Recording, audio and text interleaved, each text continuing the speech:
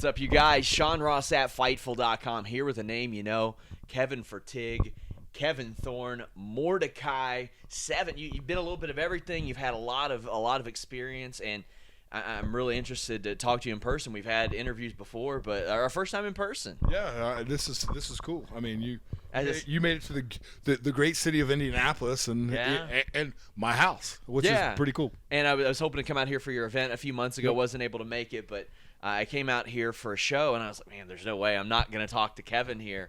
Let's get right into it. I remember early on seeing your name, like when I would read dark match results and things like that. And I remember you being on Heat and wrestling like Grandmaster Sexay and Too Cool and S.A. Rios. Yeah. What was the process like for WWE to contact you to kind of put that into motion? I mean, for there it was just dumb luck. For me, it was because I was with Memphis Championship Wrestling. Yeah. They needed extras. You had, Pete Gas, Joey Abs, Rodney, all those guys. Well, they needed, guys that weren't known just to be the, I guess, lack of a better term, job guys for Heat. Yeah. And that's kind of where I, kind of started there. The S.A. Rios match was in Knoxville. And I kind of remember that one, and you brought that up as soon as you said it. I started remembering. It was like, I never really wrestled, a Spanish guy that couldn't really speak English. Yeah. So it was back and forth and whatever. And I think how do you communicate in that? Sorry to cut you off. It was a lot of you do this, I do this, and stuff like that. And it kind of worked out. I think. I don't know. They didn't. They brought me back a couple more times, so I guess I didn't get fired. Kind of thing. But it was definitely a learning experience for a guy that I think I was probably only really trained and in the business for about 2 years about that time. To get that kind of exposure and everything else, and kind of walk out underneath the lights was pretty freaking cool. You get brought into developmental not too terribly long after that. I think a couple years, right? Yep. Yeah. And what was your developmental class like? Because, I mean, you always hear about the OVW class that had, like, Lesnar and Shelton and all that. Yeah. So my developmental class, it was OVW used to run a show at St. Therese. It was a Catholic gymnasium in Louisville. And I remember the first time I came in, and there's, like, Batista, Brock, Shelton, Cena, the list, Orton, the list went on, and you're like, holy, like, and I'm 6'3", 270. I'm a good sized kid, I thought, and then you're looking at Batista and Brock and Orton and Cena, and you're like, oh man, I really got to start working out a little bit better. It was definitely an eye-opening experience, coming there. It's like, this is the big leagues. And so I know you teamed with Tyson Tomko, then Travis Tomko quite a bit, including on a bunch of WWE shows, like in dark matches. And did you think that when you got called up, you were going to be a part of that team? Because it seemed like a Tomko Fertig team kind of seems like something that'd be right up the WWE alley. Two big dudes. It was supposed to be. We were. I mean, we were doing great things at OVW as a tag. They brought us up. And we were pretty much attached to the hip to Lance Storm and Val. It was. We were on the road almost 6 months, up until the point of WrestleMania 20, and literally, we got there. We were moving forward, and literally I thought that's what I thought we were going to do. Yeah. And then that very next day is when Vince brought us in, separately, and it was basically like, all right, what do you want to do? Well, I mean, me and Tyson's got a great tag going on, and let's tag team division. I don't want tag team wrestlers. I want stars. I need single stars at this point in my in the time, and it was like, okay, so I have this character named Malachi, which was Mordecai. Yeah. And basically I just went right into it, and Vince is sitting there, he's he'll look down and then look up, and then over his glasses. That's what I always hear. Over his glasses, and like literally it's like I was told a long time ago not to not stare the bull down, and basically so I'm like trying as hard as I can, looking in the devil's eyes in a way, like I'm not gonna look away. I'm gonna stare this. I'm gonna stare this motherfucker down. It's like no, you're not. So it was back and forth, and literally it was, it was insane because it just then that kind of transpired into Mordecai right there. So had you ever seen? First off, had you ever met Vince before that personally? Oh well, I mean a little bit. Yeah. I mean, thank you very much for allowing me to screw up in your ring. But yeah, I mean, never a more than a thank you. I'm here. Yeah. Yeah. So. Had you ever seen Beyond the Mat at that point? Where he's got draws in there. He's gonna puke. Oh, yeah, of course. Does anything like that go through your mind when you've seen footage like that? Like, man, what's he gonna – if I put out this Mordecai character, what's he gonna ask me to do on the spot type of thing? Like, is that even in your mind? Yeah, you know what? Yeah, actually, yeah. You kind of think it's gonna be that way. Like, I guess the first time I got called up to the office, I'm like looking for that area, Yeah. Kind of thing. We got tours beforehand and all that stuff. But yeah, no, when you're sitting there and you're in there, because it was, Vince, Stephanie, John Laurinaitis, me, and it was like, oh my God, like here's your question and answer session. Yeah. If you don't pass this question and answer session, you're probably going back to OVW for a long time. It's like, all right, you gotta hit the home run out of the park on that one. And it was definitely it was cool. In those early days, I mentioned the dark matches like early on in like 2000, and then you had the stuff with Tomko.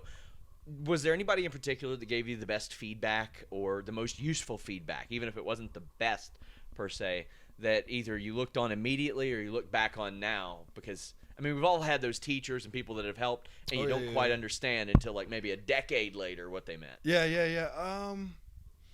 No, I mean, pretty much feedback was pretty solid always. Lance and Val were kind of at that place where, why are we having to deal with these young kids all the time?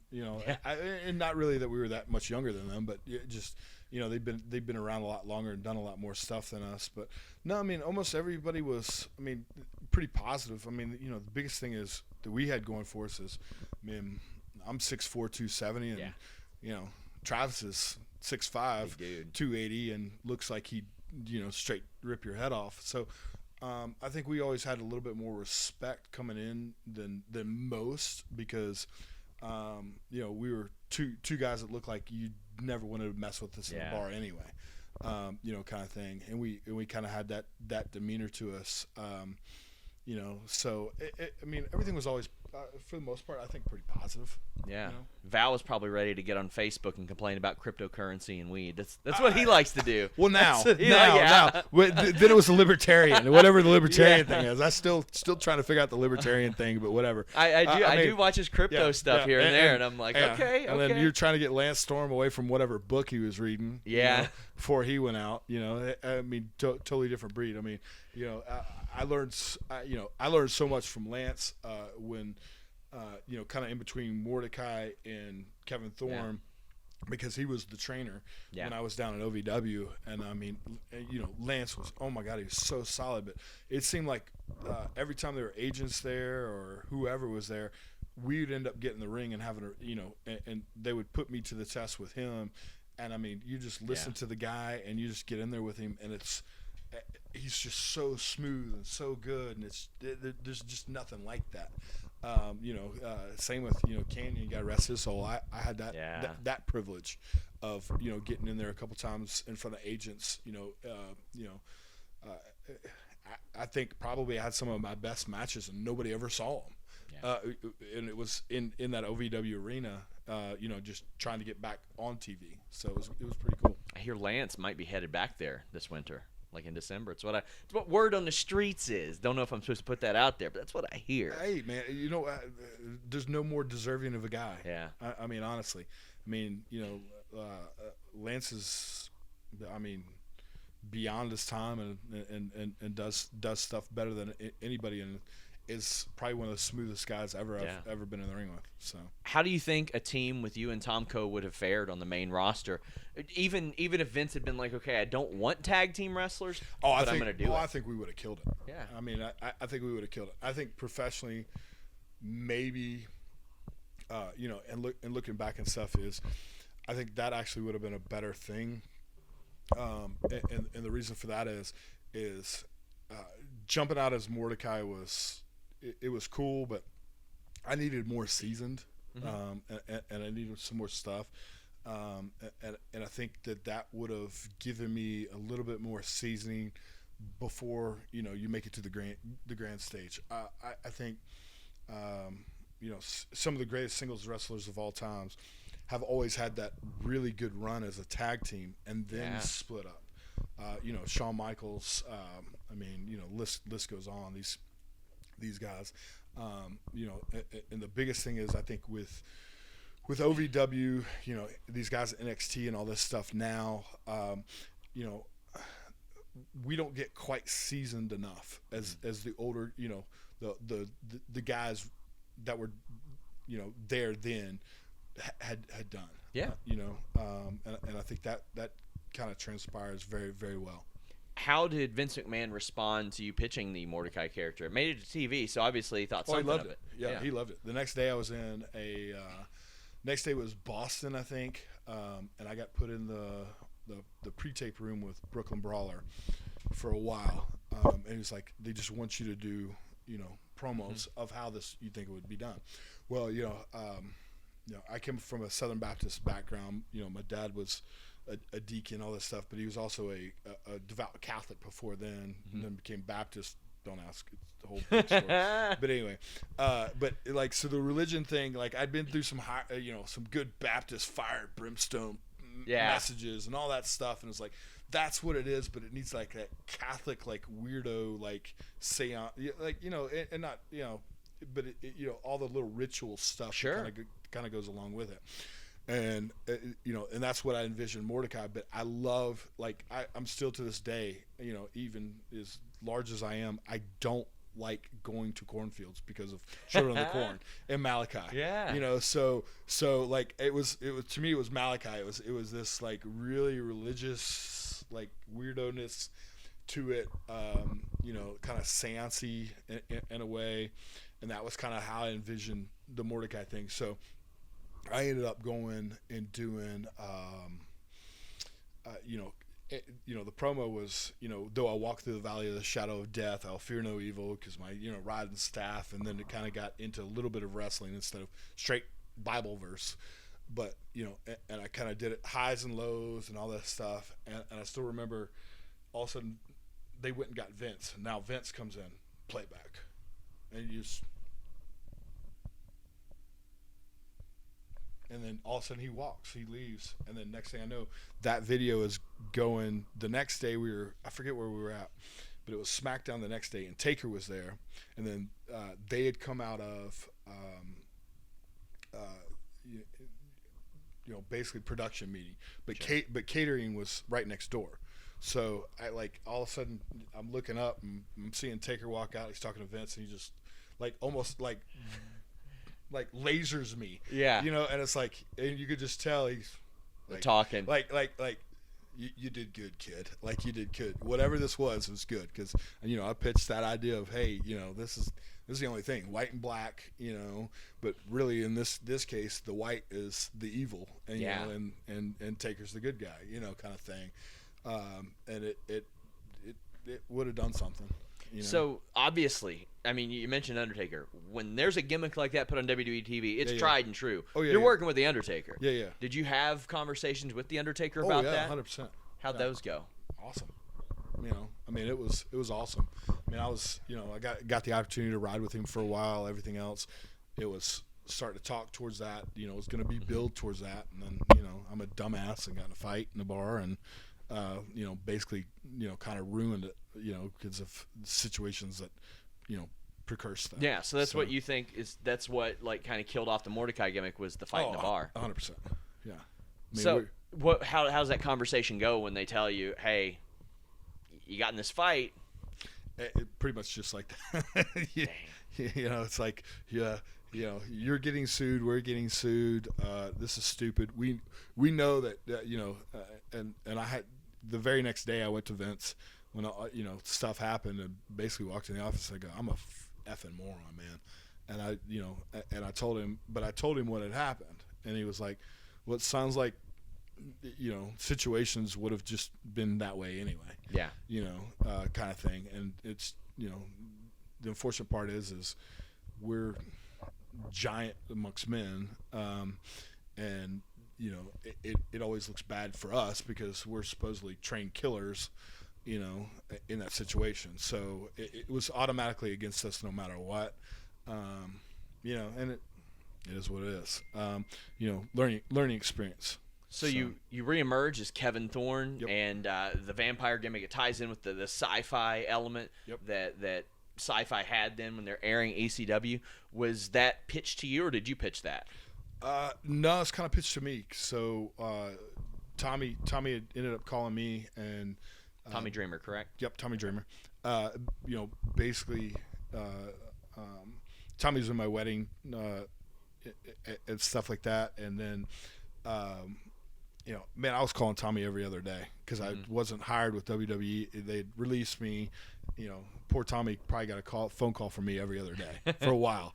And it was just like, dude, how do I get back? Yeah. Like, this isn't for me out here. It's just not. I just, I want to get back. I still lived in Louisville. I still wanted to, wrestle at OVW and still do whatever. I hear that a lot. So, like when people leave OVW, a lot of people will hang around in Louisville after that. I mean, I was already there. Yeah. I mean, there's no sense of really doing anything other than that because, I mean, at the time it was still OVW and WWE. So. I mean, the only way to get seen is, hey, guess what? You're not paying me. I'll figure it out. I was fortunate enough to have Mordecai, and a lot of people kind of wanted that, off to the side, made some money doing independence and stuff with that gimmick. But, it was, still kind of staying there, and Dreamer ended up calling me. It was like, so they're gonna have ECW on SyFy, and he's like, I don't know if I like it, but they want a vampire, they want a werewolf, they want a this, they want a that, a zombie at one point. Yeah, a zombie, and he's like, what do you think you could do? And I'm like, I could definitely do the vampire thing, because me, myself, and I, and or Gangrel and Shelly we were already supposed to be doing a tag team right before I got released, so it only made sense. Sure. And I was like, well, let's do that, and that's what it was supposed to be. It was supposed to be me, Shelly, and Gangrel, and got up there and like, where's Gangrel? Yeah, and they never kind of had a reason of why, and it was, I guess, whatever.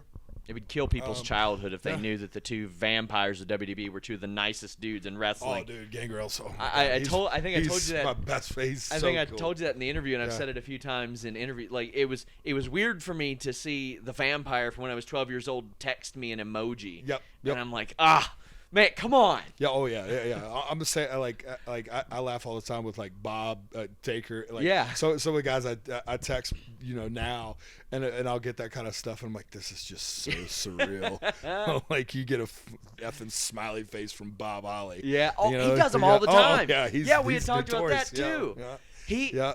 He sent me a message, and people can hear about this in our other interview too. But he had a problem with something that I wrote. Yeah. And I was like, "Hey, sorry, we'll fix it." Yeah. And he's like, "It's okay. It was the shits." Smiley face. And I was like, and a little poop emoji or something. Yeah. Yeah. That's Bob, man. That's Bob.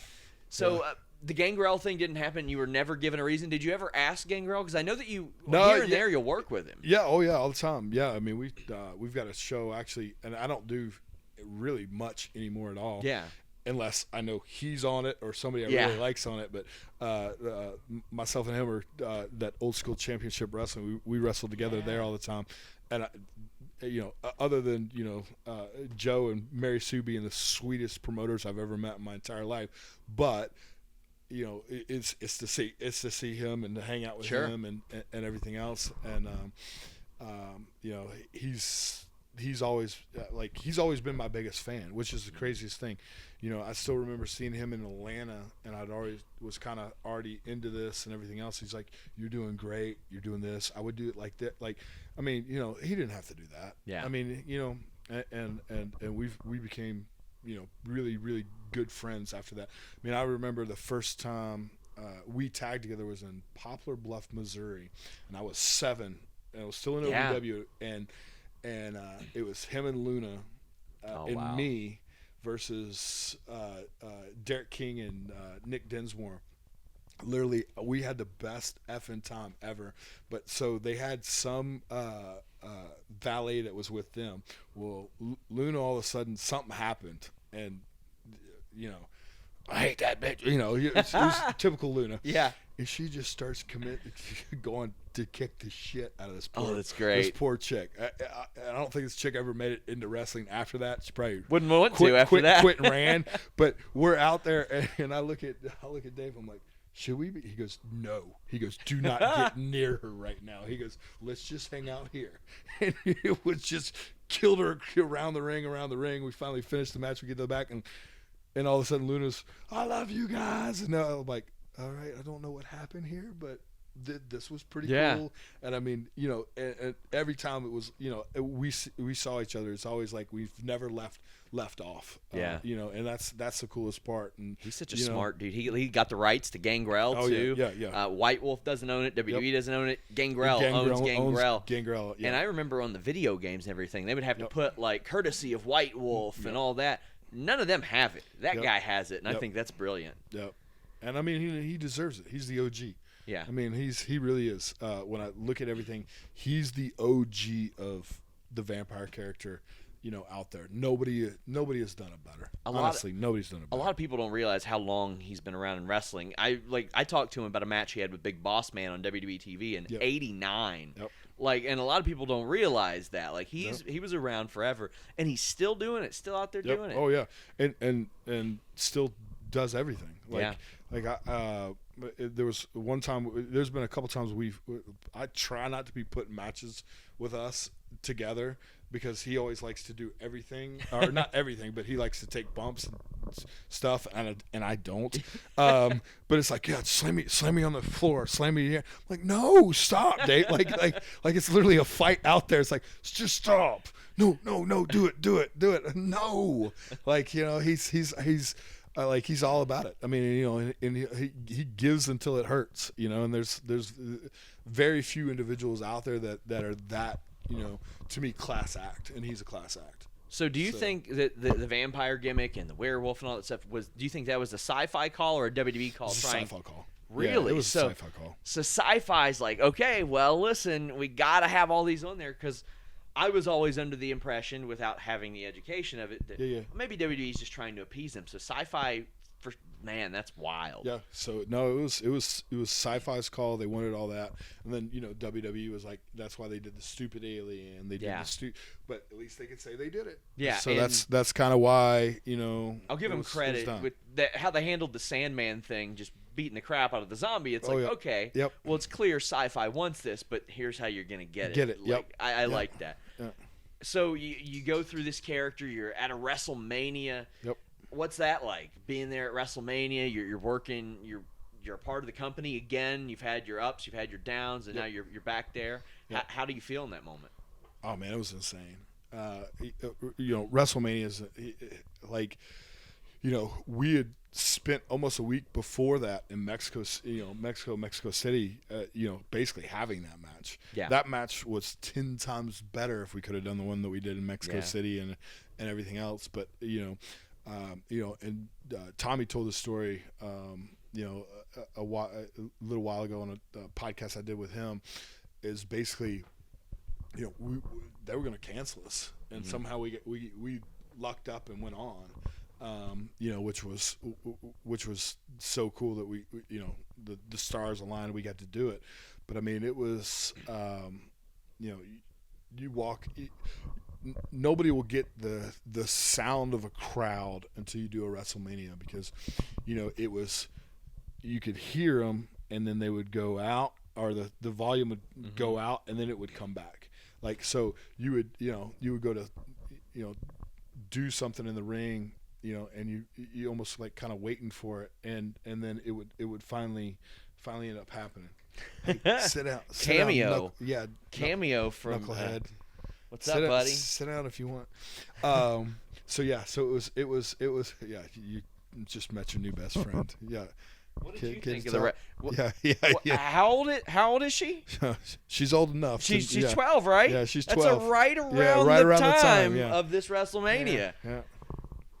So, but yeah, it was very surreal. I mean, love or hate Trump, it is what it is. I don't get into politics, but it was pretty cool when he's back there, and I have the big spiky jacket on and all this stuff, and he's like, oh, I really like that jacket. I'm like, try it on. He's like, no, that's your deal. It was pretty cool. And then now, looking at like, hey, the effing president of the United States. Yeah, that's wild, right? Is in the back. I mean, for wrestling. I mean, we had the actual president of the United States. Which is kind of cool when it all comes down to it. So there's a lot that goes into developing a character like that. Teeth, all that stuff. How do you go through that process? Gangrel had, honest to God, teeth. Yeah. So I went to the same guy that he's since passed.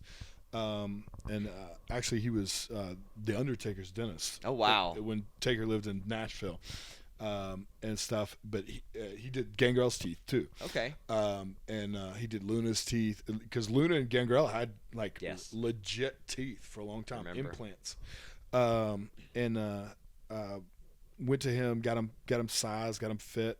The first couple were just the stick-in, Halloween store ones, and it was like, I knew if I wasn't going to swallow one of these things, I'd need. It was almost like a retainer, kind of thing. So I went there, got that fit, and then after I think like the fourth or fifth pair that ended up either Stevie or RVD or somebody broke, that's when I finally went to the office. I was like, look, I can't spend $3,000 a time on these. Like, can we? Yeah. Like, can you guys help me out? I was gonna ask. Yeah. Like, they were almost like $3,000 a time. No, they didn't. I mean, it was part of your gimmick. So finally, I got them, and then I think after like the second pair that they had to buy, that's when they were like, yeah. So about the Fang thing, do you really think you need them? Yeah. I was like, no, not really. So it kind of, it kind of shied away from the whole Fang thing. So you leave WWE again. Were you ready at that point? What was on your mind when that happened? What, with leaving when I was Kevin Thorn, or just Kevin Thorn? Yeah.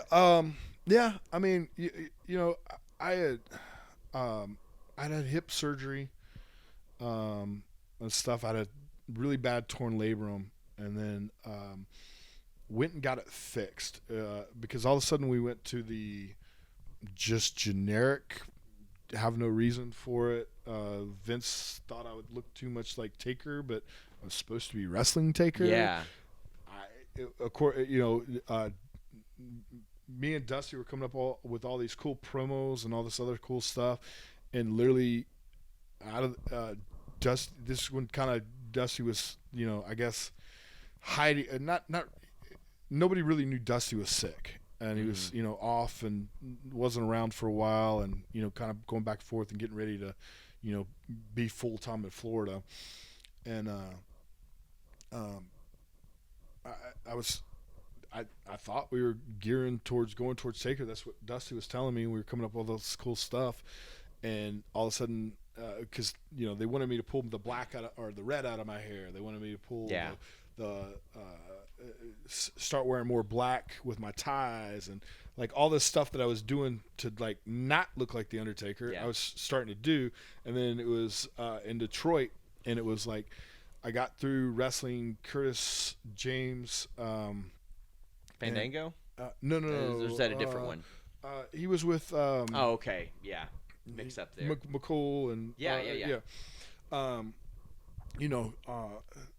Got out of that match. We had one botch. It was one botch spot. He was kind of. It just didn't happen. I didn't get him on my back right. Whatever. It looked like shit. It was. Still got through the match. Get through, but then I come through the curtain and I'm getting yelled at by Vince of, why are you looking like Taker? Why are you looking like this? Why are you doing this? And I'm like, that's what I thought I was supposed to be doing. You know, kind of thing. And I think a lot of miscommunication and everything else. And at the end of the day, it's his toy. So however he wants me to look, I should look. And it just ended up happening.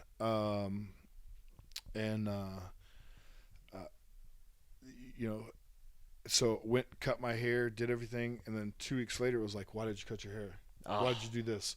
Why are you looking like this? I'm like, because you guys freaking told me to. Did you ask them before? Because I always hear stories about how guys will get heat if they get tattoos or they cut their hair, or shave even. No. They told me to. Okay. It was you need to go get your hair cut. You need to change up your gimmick. You need to do this, do that, and I did it. And then it was like, but we liked like all of a sudden it was like, oh, that made sense. We want that back. And I'm like, well, I can't grow my hair back right now like this. So then I got kind of put on the shelf. I wrestled Kofi a bunch. And it was kind of like, we don't know what to do with you. And then that's when I just was like, you know what, screw this. I'm just going to go get my hip fixed. And I probably should have asked, but I didn't. So I'm in surgery and get out of surgery, and I get a call from Laurinaitis, and it's like, we got this, the deal, and it's you, and you're going to go get the Undertaker and all this other crap. And I went, John, I'm going to be laid up for 6 months. Oh. But they had to have known. Yeah. Because the WWE doctor is the one that finally okayed me getting the surgery. So I go to rehab. I work as hard as I can, get out of rehab, in like 6 weeks. I passed basically my doctor, Dr. Meyer, said if I can run on the treadmill for a mile at speed of 6, for that time he'll give me the okay. So I did that in like 6 weeks. So normal labrum tear surgery is 6 months. Oh wow. And I made it back in 6 weeks. So go down to OVW, or not OVW, FCW. Go down to Tampa. I was put through a series of tests down there with Tom Pritchard. Wrestled a bunch. Did some stuff. Me and Dusty are working on promos again. Do the promo. Do a great. I mean, it was killer, dude. I wish I had this thing on tape. Kidman was in school for production and all this stuff, so they're doing like lightning in the back, and it's basically talking about like cool. train tracks and all this other stuff. But if you want to watch the promo, it's the exact verbiage from the English Kid. That was there, like two vignettes, basically talking about the Taker. That was the promo. It was all my own, like it was my words, mine and Dusty's idea, all this stuff, and then he did it. And when you see that, what goes through your head? Are you like, son of a bitch? Oh no, that's exactly what I was. Yeah. Like I was like, motherfuck this. Like, so they were in Baltimore, or it was Pittsburgh and then Baltimore. Yeah. That following week. And I was like, all right, am I going to get called TV? Nope. So I was like, screw this. So I drove from here, Indianapolis to Pittsburgh, got in there. And I was, like, what's going on? All this stuff. Didn't really get any answers. So you're still under contract when this happens. Yeah. Oh yeah. Ooh. Yeah. So I went up there. So Freddie Prinze Jr.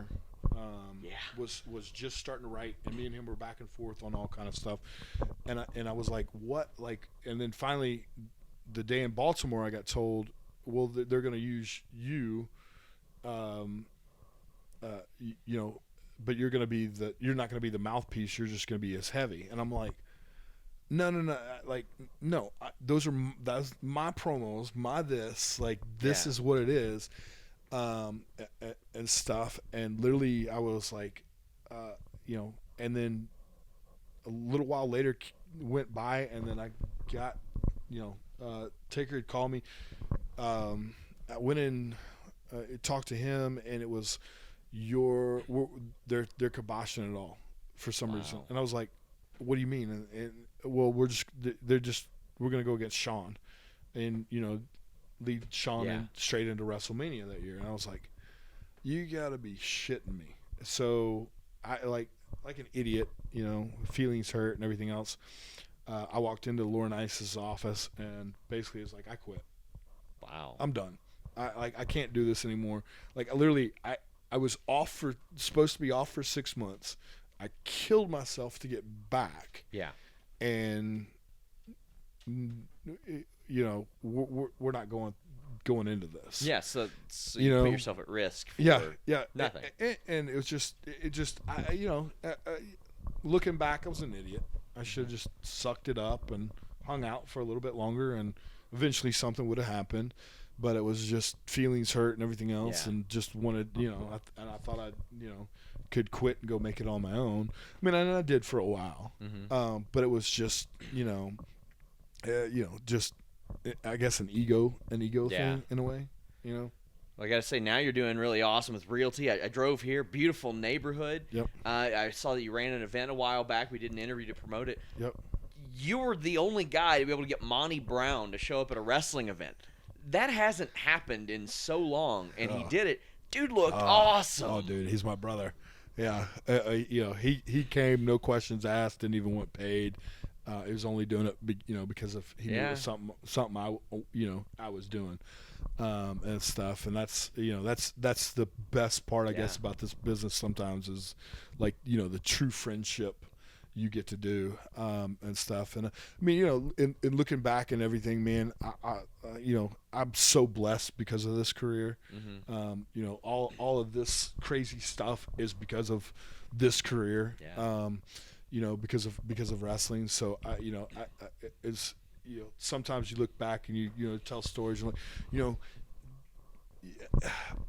get a little irritated, but then you're like, you know what, man, everything all works itself out in the end, for a reason.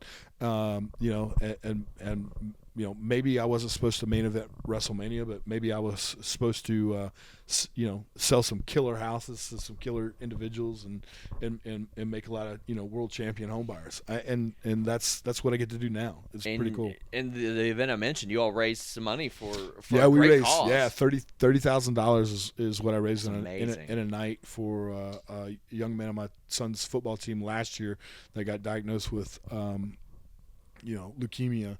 And literally now, we still have a reserve. He's since in remission, but I still have a reserve. So next year, if something happens, all medical bills were paid off this year. Oh, that's great. Next year, if something happens, he's, God forbid something happens, we've already got a reserve.